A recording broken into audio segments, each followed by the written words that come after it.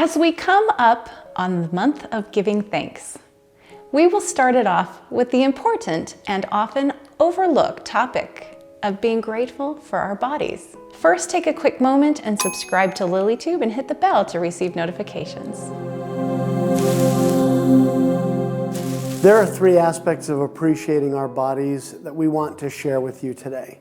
They all start with S: sex, shape, and size. So beginning with sex, in some ways, we've inherited a very Catholic notion of sexuality and our body. Our body is functional, but it is also capable of giving us a lot of pleasure through the five senses, which includes, but is not limited to, sexual pleasure. Yes, so when you think of sex as being something we can be grateful for, we think of all kinds of pleasure. Right, eating good food is an example of that kind of pleasure. I think sex is just a big one of the pleasures that is something that we like to talk about, something that we like to explore, something we like to get really clear with ourselves about. We're all sexual beings. That's part of who we are.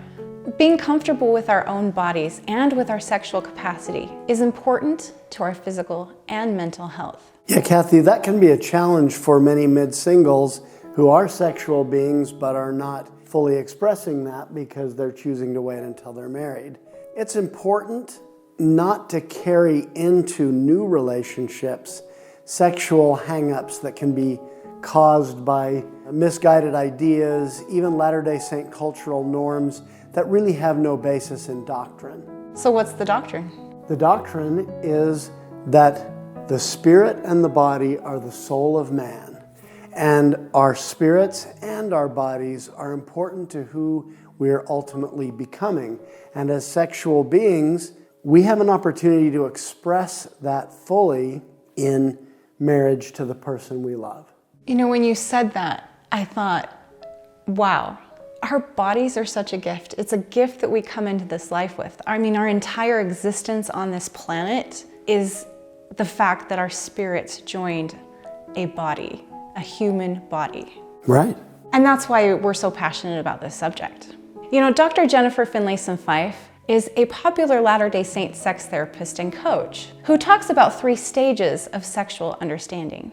She says that many people stay stuck in stage 1, which is, I am either repressed or fearful, or I'm compulsive in acting out.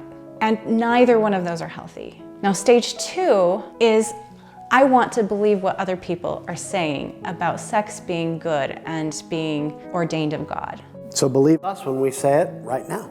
And then, if you're brave and courageous, you choose to move into stage 3, as uncomfortable as it might be, to really believe it.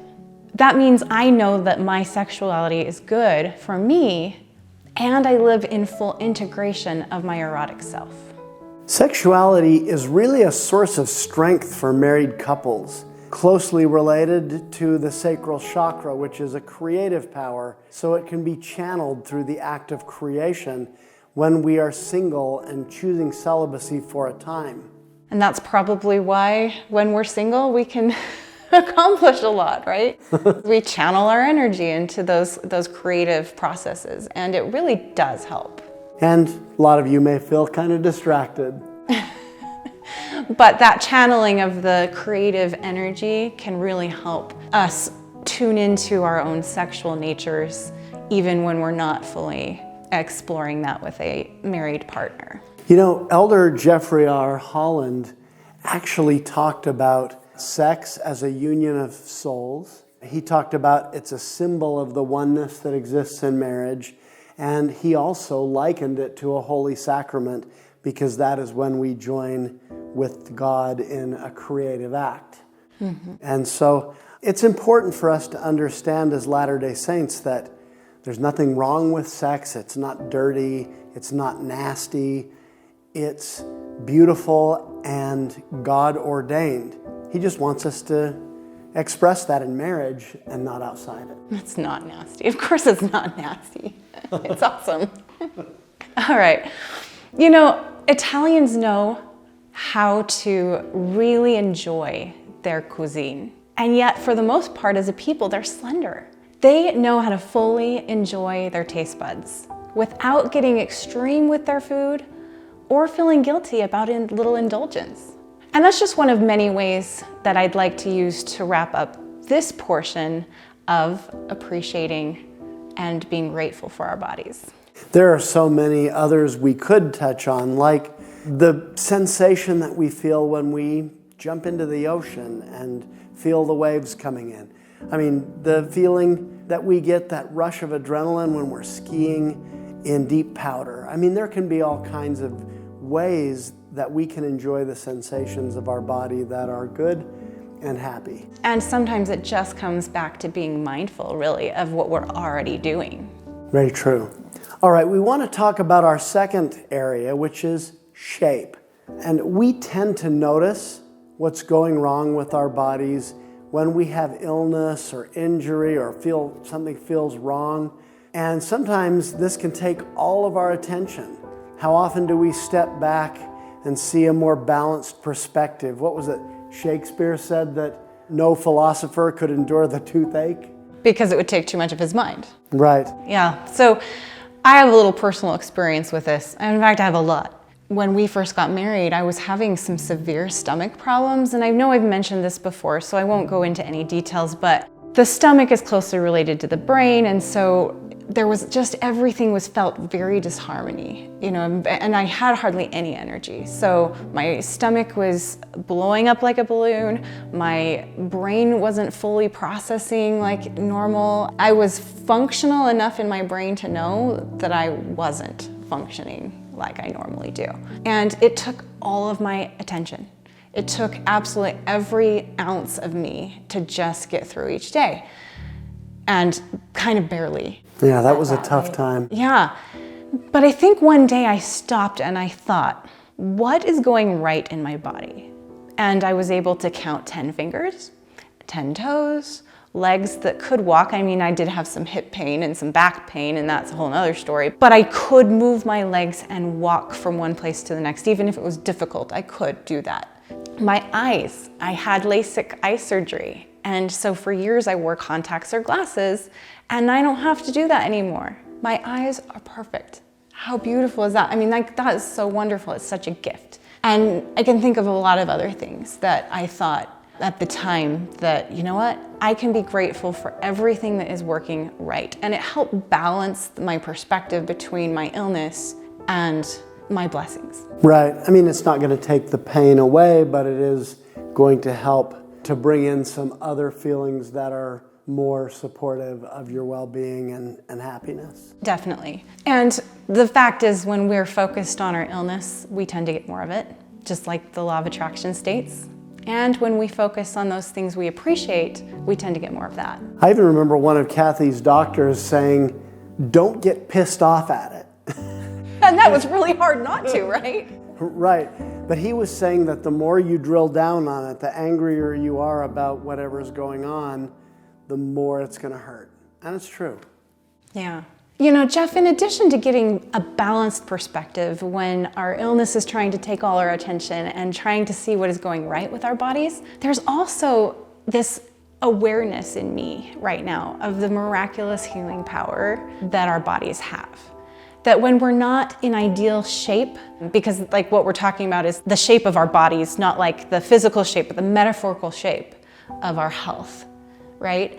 We can also end up with some injuries or some scabs or scars, you know, and it's amazing how over time, those scabs and those scars just disappear. In fact, like when you have a flesh wound, and I've had a couple this week, I've noticed as I put the antibiotic ointment on it and do some self-care, because I think that helps it along, I can see every day there is a change. I mean, that's a miracle that our skin can do that. The regenerative powers of our bodies really are amazing. They are, yes. And it's definitely something to appreciate. Right. I mean, if we didn't experience it all the time, we would think it was a miracle. Yeah. And we don't need to take it for granted. We can really, truly appreciate it. Very true. You know, Jeff, our bodies are literally between heaven and earth. And our heart chakra is right here in the middle. No matter what's happening, we're always supported by Mother Earth below and enlightened by our Maker above. If you're not in the shape that you would like to be, if your physical health isn't optimal, you may or may not be able to do something about that. But it's important, even if you're wishing that you were in better health and better condition, to appreciate your body as it is today. And I think that'll go a long way to helping you love yourself enough to do what you can to put yourself in better health. That leads us to our third and final S, and that is size. And in this case, we are actually talking about the physical size of our bodies. All of our sizes are different, right? I mean, whether, we tend to have bigger arms or legs or stomachs. I mean, like, each person has their own unique shape. And so when we go to the store and we try on clothes that don't fit, we think that our bodies are wrong. But the truth is, the clothes are wrong. Right. I mean, a lot of those clothes are built for mannequins and supermodels. Well, and because we all have our own shape and size, unless we have a tailored fit, it's not ever going to fit right, and it's the clothes' fault. It's not our bodies. Our bodies are all meant to be unique. Right. Just like our face. I probably know all of the flaws in my physical body. I don't want you to comment about them in the comments, but I know what they are, or what I perceive them to be. Right, because that's not really the truth. It's just what we perceive. It's just my sense of what is attractive and what isn't. And what's that based on? Is it based on media images, looking at actors on TV and in movies? I mean, there's all kinds of ways we get the idea of what beauty looks like that aren't really grounded in anything very substantive. Yeah. It's important to intentionally maintain good health, and that can affect our size, right? And it's also very important to accept ourselves as we are and love our bodies, no matter what the results of those efforts bring. Yeah, how we see ourselves can determine how worthy we feel in relationships, whether we feel like we're a good partner for the other person. I mean, it's kind of sad, but oftentimes we'll see a couple together. I'm not talking about us specifically, but a lot of people see a couple together and believe one is much more attractive than the other and say, how did they get together? As if physical appearance is the only thing that really matters. Well, and what we each find attractive varies. Absolutely. This is why we say there's a Jack for every Jill.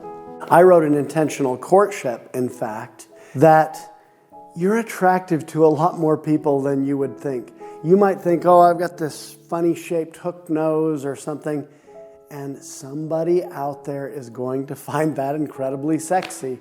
It's hard to really believe that sometimes, but it's true. Yeah.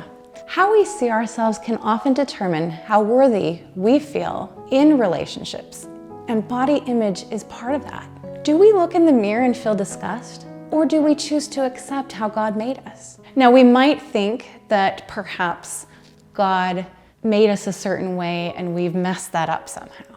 I have a friend who mentioned that she used to be hard on herself about the physical shape and size of her body, the physical illness that's come to her, and the size difference that bearing and bringing into this world and growing 7 humans did. And she said, I could be mad at my body, or I could be so grateful that it could do that miracle work, and whatever the result is, I'm grateful because I've got my kids. Cathy, I think one thing we can do to be more accepting of our bodies is to consciously and intentionally look for the ways they bring us joy.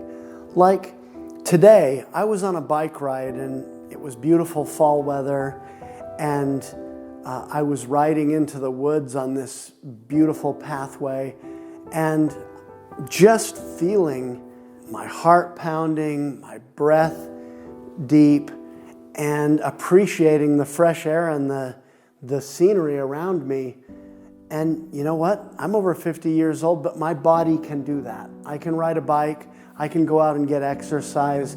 I can see beautiful things. I can go hiking. So, whatever I dislike about my body, if I consciously focus on what makes me feel good, what benefits do I get, we can begin to appreciate and love ourselves and our physical bodies more. And that will be more motivating, if you think about it, to make changes than if you are constantly hating on your body and saying, oh, I wish I was taller or skinnier or whatever the case may be. Right.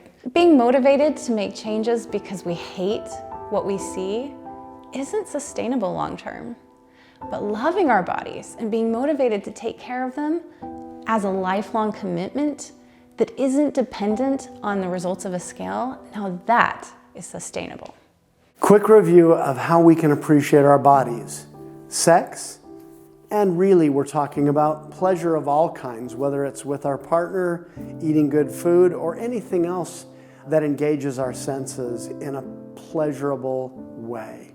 Second, shape refers to our physical health and condition. And that's just about the importance of appreciating our bodies and taking the best care of them that we reasonably can in terms of good food, exercise, fresh air. And seeing what's going right in our health. And then the third principle, size. That's keeping in mind that we each have a unique physique. Some people can't put on muscle and they're always kind of shaped like a beanpole. Other people have a hard time losing weight. And you know what? Whatever shape or size you are and whatever challenges you face, you have a unique physique and God made it beautiful. I'd just love to end with the word intention. We have an Amazon bestseller, Intentional Courtship. So that is the word that came to mind as we were preparing our thoughts for this video. And I think there is nowhere maybe perhaps that it's more important than with appreciating the things that we tend to be critical of. We need intention to be able to turn that around. It doesn't happen on its own. It doesn't happen naturally. I think we're trained in our society to be very critical. And so we just want to encourage everybody to be very intentional about appreciating and being grateful for every good aspect of your human body. Tell us in the comments about your experiences with this topic. And remember, any time is a great time for more love in your life. Even the love of your own body. Thank you so much for watching LilyTube.